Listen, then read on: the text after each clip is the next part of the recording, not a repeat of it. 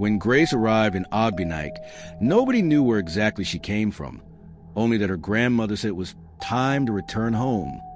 But Ogbunike had no memory of Grace, no childhood pictures, no family stories, just a girl with distant eyes and a silence too loud to ignore.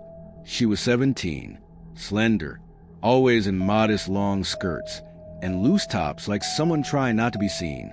But it wasn't her clothes that unsettled people, it was her stillness. She watched everything. The creaking of Mrs. Ease's gate at dawn, the way the butcher's hand trembled when he sliced meat, the stolen glances between the reverend's wife and the trader who always stayed too long at her stall. She barely spoke, yet it felt like she knew. At school, Grace said her name softly during roll call, and when she looked up, her eyes locked onto people a second too long. The class felt awkwardly quiet. It wasn't shyness, they could feel it, like she was seeing something behind their faces. During break, a student whispered, "That's the girl they say sees people's sins." "Rubbish," another said, scoffing. Just then, Grace walked past and turned to first boy. "You should stop stealing your father's wallet. He already knows." He froze. His laughter dried up. The rest of the group stared at her. She didn't wait for their reaction. She simply walked on, arms folded, eyes forward, like nothing had happened. From that moment, everyone in Ogbunike began to watch her too, but not with kindness. It was the kind of watching you gave someone who might set fire to your truth and walk away without blinking. Grace was a new girl in Ogbunike, and Grace knew everything. It started with tomatoes. Grace stood quietly at Mama Onyekachi's stall, eyes scanning the piles of bruised and fresh ones. She didn't touch anything, just stared. Then, in that same quiet voice that always made people's skin crawl, she said, "These ones were taken from Chica's farm. You didn't pay her." Mama Onyekachi dropped the basket. Tomatoes rolled across the dusty ground. "What did you say?" Grace looked at her, unmoved. "You took them at night." She watched you from behind the cassava heap. The crowd froze. Mama Onyekachi stammered, sweat rising on her forehead. "This girl is mad," she barked, but her hands shook. And by the end of that week, Chica confronted her with proof. Word spread. The next incident was worse. Grace walked past 2 stalls and paused as a man argued with another vendor. She muttered softly, almost to herself, "Kemi knows about the hotel room." The man turned sharply.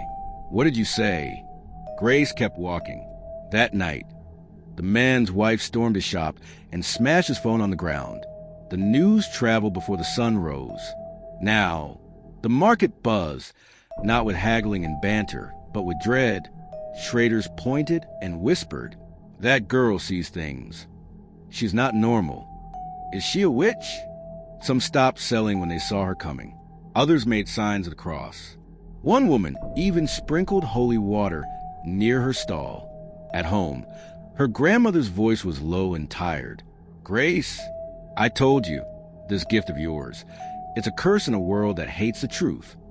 Grace stared into the firewood flames, unblinking. "I didn't mean to speak." Her grandmother sighed, louder this time, "Then mean to be silent." But how do you silence something that screams inside you every time someone lies? It was the last period of the day. Literature class. Mr. Okeke, a man who always wore crisp shirts and never smiled, was midway through explaining things fall apart when Grace raised her hand. Everyone turned. She never spoke in class, never asked questions. He nodded cautiously. "Yes, Grace." She stood up, walked to his desk, and quietly placed a folded slip of paper in front of him. He hesitated, then opened it. The class watched as his eyes scanned the words. "Stop meeting Ada in secret. Your wife already knows." His hand trembled. For a long second, he stared at Grace, then at the class, his face pale, mouth slightly open. Then he dropped the chalk. His voice cracked. "Class is over." He left the room. The next morning, Mr. Okeke didn't show up, nor the day after. By Friday, it was announced that he had resigned. No reason given. That was all it took. From then on, students gave Grace wide berth in the corridors. Whispers followed her like shadows. One boy, Ikenna, Loud, cocky, always daring people, mocked her during lunch. Oya, which girl? Tell me my secret. Let's see how smart you are. She looked at him once and said, Your uncle didn't just touch you. He threatened you too. Ikenna's face drained of color. His tray clattered to the ground. He didn't come to school the next day. Or the next. People stopped calling her names after that. They just watched, afraid. Ngozi was a golden girl of Ogbunike, Pastor Iza's daughter, choir leader, the one always quoting Bible verses with a perfect smile. But behind that polished image was a girl who knew how to slip out of the house at midnight and return before dawn, her perfume still clinging to secrets. Grace and Ngozi became close quickly. It surprised everyone. What did the strange girl have in common with the pastor's daughter? One Friday evening, during a sleepover at the parsonage, they sat cross-legged in Ngozi's room, painting their nails and talking about random things, at least until Grace tilted her head and asked softly, Why do you wear your mother's scarf when you sneak out to see Emeka? The polished brush froze in Ngozi's hand. What? Grace didn't blink. The light pink one, with the lace trim. You think it makes you look older in case the night patrol sees you. Ngozi dropped the bottle. Who told you that? No one, Grace replied. I just know. Ngozi's face flushed, her breath hitched. She laughed, awkwardly at first. You're messing with me, right? You've been spying. Grace just stared, calm, silent. After that night, something shifted in Ngozi. She started skipping youth fellowship. Her eyes darted around corners. She avoided Emeka. She even sat 2 rows behind her parents during service. People thought she was growing more humble, but the truth was she didn't feel holy anymore. She felt watched. By the end of the month, Grace had become a name people whispered like a warning. Children were told, if you misbehave, that Grace girl will speak your secret. Mothers crossed the street when she passed, gripping their baskets tighter. Even Okada men refused to stop if they saw her standing alone at the roadside. It wasn't just fear, it was dread. A local vigilante group began shadowing her. They claimed it was for community safety, but everyone knew better. They watched her from doorways, followed her to school, to the stream, even to the church gate, where she never entered. At home, her grandmother slammed the water pot down one evening and faced her. You promised me, she hissed, voice trembling.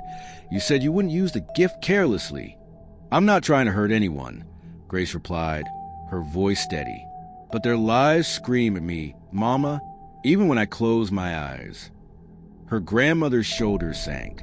This town, it won't forgive you for seeing what they hide. Grace looked away.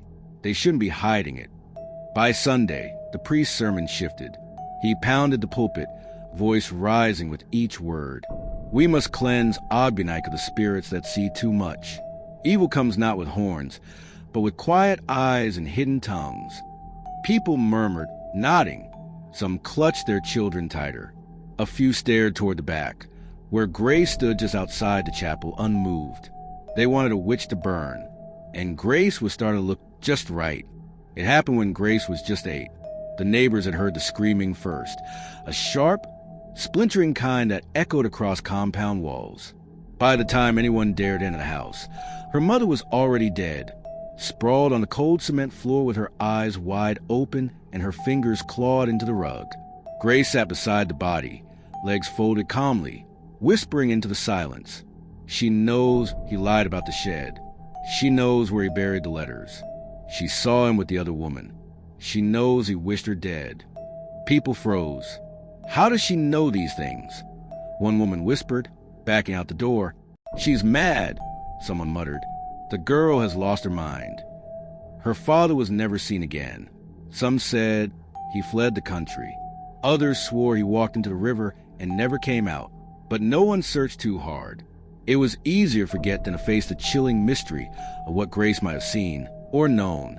For years, the whispers lingered. The haunted child, the cursed girl, the one who hears what no one says. Her grandmother took her in, moving them far away from the shame. But she never asked questions. Until one day, when she found Grace's old journal hidden beneath loose floorboards. The pages were filled with names, dates, events that no child should know. Private sins scribbled in tiny, slanted handwriting. The old woman stood over a clay pot in the backyard, the journal clutched in one hand, a box of matches in the other. One by one, she fed the pages to the fire. Some truths she decided were better buried. Because if the town ever found out what Grace truly was, they wouldn't just fear her, they would destroy her. Loveth had always been loud, quick to laugh, quicker to gossip, and never one to hide her disdain for Grace. She made it her mission to provoke her, especially after the incident with Mr. Okeke. "You think you're special, ABI?" she shouted one day after school, blocking Grace's path. "Your mouth could destroy anyone, but not me. I'm not afraid of you." Grace didn't reply at first. She just stared at Loveth with that same unsettling stillness. Then she said softly, "You shouldn't have followed her that night." Loveth flinched. What were you talking about?" But Grace had already walked away. By morning, Loveth was gone, her bed untouched, her phone still charging on the table. No note, no trace. Ogbunike erupted. "They fought," someone claimed. Grace must have done something. She warned her. I heard it with my own ears. The police came, knocking on the faded wooden door of Grace's home. They questioned her for hours. Calmly, she told them everything, except the part they wouldn't believe.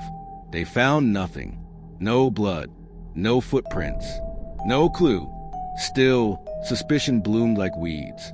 At home, her grandmother's hands trembled as she packed a small bag. "You have to leave, Grace. You have to run while you still can." "I didn't touch her," Grace whispered. "I know," her grandmother said, "but that won't matter soon." Grace shook her head slowly. "I'm not running, not from the truth. But sometimes truth doesn't protect you. It paints a target on your back." He arrived in Ogbunike just after the rain, wearing a long rust-colored robe and carrying a carved walking stick that clicked sharply against the ground. Nobody knew his name. He introduced himself only as a spiritualist, sent by concerned elders from beyond the river. At first, people were skeptical, but his eyes held a strange calm that made even the most stubborn village men listen. At the town square, he stood before the crowd and said, "The girl among you, she is not what she seems. But before you cast your stones, ask yourselves, how many secrets have you buried beneath your floorboards?" The crowd murmured. He smiled faintly. She's not the only one walking with hidden truth. That evening, as Grace walked along the narrow path behind the chapel, she found him waiting near the guava tree. "They fear what they don't understand," he said, voice low. "But soon, fear will become something worse." Grace didn't respond. He leaned in, eyes dark. "They'll come for you, and they won't ask questions." Her jaw tightened. Then he added, almost like a whisper, "But what you carry, it's older than their fear." And just like that, he vanished into the night. The first letter appeared on Chief Nwafer's doorstep. A single sheet of paper folded twice, no envelope. Inside, "Tell your driver not to take the expressway tomorrow. There will be a brake failure at 7:45 a.m. He ignored it, but his wife insisted. They took another route. That morning, another car, same model, same route, crashed into a gutter and flipped twice. Then came a note left in front of Mama Ejima's store. "Lock your back room tonight. The boy you hired plans to steal from you." She followed the advice. At midnight, they heard the door rattle, and the boy fled into the night. More letters followed, always unsigned, always eerily accurate. Some villagers began locking their doors tighter. Others prayed louder. But not everyone was grateful. One evening, a man stood at the center of the village square and asked aloud, "How does she know these things? Is she saving us or playing God?" People shifted uncomfortably. "She's controlling us," someone muttered. A few nodded. The letters kept coming, on windowsills, under mats, slipped into pockets. Every warning rang true. But now, the fear wasn't just about what Grace knew. It was about why she was telling them. The fire started just after dusk. No lightning, no power surge, no candles left burning. Yet the community hall went up in flames, as if it had been soaked in fuel. People ran with buckets and basins, shouting, trying to fight the blaze. but it was too fast, too deliberate. Someone swore they saw Grace standing there minutes before it began, alone in the shadows, staring at the hall like she already knew what was about to happen. By the time the police arrived, the roof had caved in, and the front signboard was nothing but ash. A young officer spotted her by the roadside, still watching the smoke twist into the night sky. "You again," he muttered, stepping closer. "You were here. You saw who did this." Grace didn't flinch. "It wasn't me," she said, her voice soft but steady. "But the person who did it is the same one who killed my mother." The officer blinked. "What did you just—" But before he could finish, Grace was gone. Vanished. No footsteps. No trace. People claimed different things later.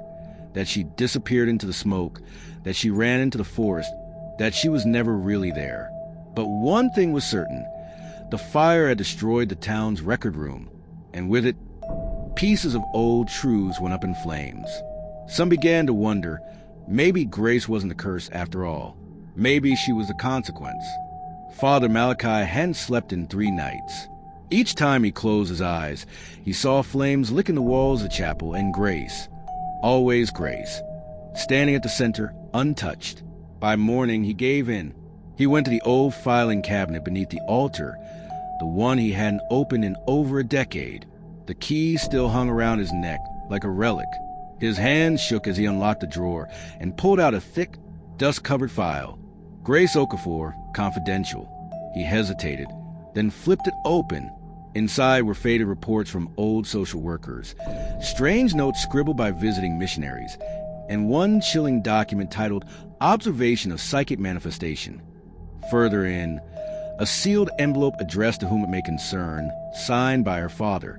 But what made his breath hitch was a photograph tucked in the back, a cult gathering beneath the ancient Irako tree. In the center of the image was a baby, glowing faintly. The last page read in red ink, "If she survives past 18, the truth must be silenced or the past will consume us all." Lightning flashed. Across the compound, Grace stood in the rain, eyes glowing faintly, watching through the window, unblinking, waiting to be continued. Make sure to subscribe to the channel and turn on the notification bell so you'll be the first to know when part 2 drops. You won't want to miss what happens next.